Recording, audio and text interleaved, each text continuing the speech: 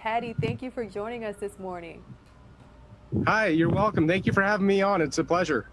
So tomorrow is the big day, Super Bowl 55. Talk to us about your role during halftime, or excuse me, not during halftime, right after the national anthem is sang.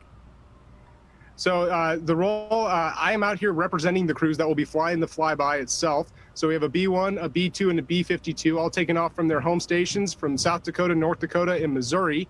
They will launch out of those stations, meet up in the Gulf of Mexico, and execute the flyover. They're going to be right over Show Center as you hear the last notes in the national anthem, just showcasing America's air power, making sure everybody in the stadium just sees the pride in the air out there. I will be in the stadium representing all of those air crew with the rest of my crew and some other representatives from their bases, and we'll be there to wave at the crowd and let them see what the U.S. Air Force does for them. Everyone is looking forward to this event. I've heard friends and family talking about it. Talk to me about what the journey was like to get to this very moment. It started a long time ago. For me, it started when I was 5 years old, wanting to fly airplanes. Growing up, seeing my dad do exactly that. So working hard in school to be able to get to the Air Force Academy, graduate there with a pilot training slot, work hard through pilot training and get assigned to the B-1, which is absolutely a phenomenal airplane to fly with a great group of people in the community. And flying the B-1 with the two pilots, the two weapon systems officers that are on board the crew, and just working hard and continuing to study. The studying never ends in it.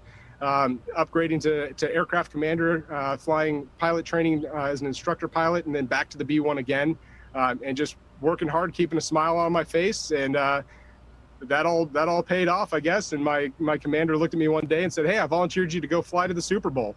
And so I looked at him, I said, "Yes, sir, absolutely." You said yes, sir, absolutely. But what were those feelings on the inside? How excited were you? It was mixed feelings. I was incredibly excited, and there was also a part of me going, "Holy cow, I better not mess up." So let's talk about the plane, the B-1.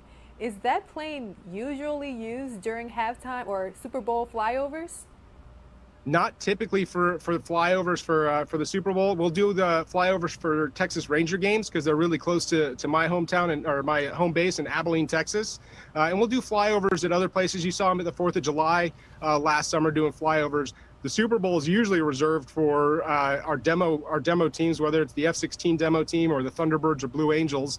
But this year, Air Force Global Strike Command was able to get all their bombers airborne because if you look at the numbers of B-52, B-2, and B-1, that all adds up to 55 for Super Bowl 55. So it really worked out great for us to be able to be a part of this.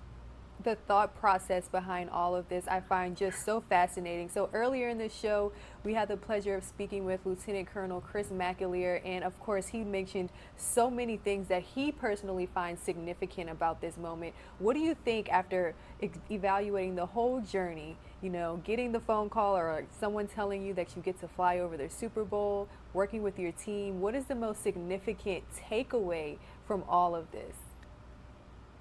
It's just pride. It really is. It comes down to pride. It's what all of us have worked our lives to be able to defend the U.S. and to fly these aircraft, whether in combat or around in training missions across the U.S.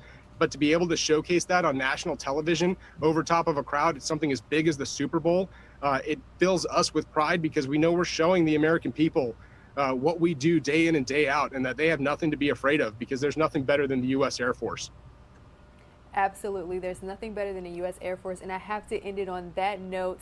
Thank you so much, Patty, for joining us on News Now from Fox. Thank you for your service, and good luck tomorrow. Thank you so much. We appreciate the support. God bless. God bless.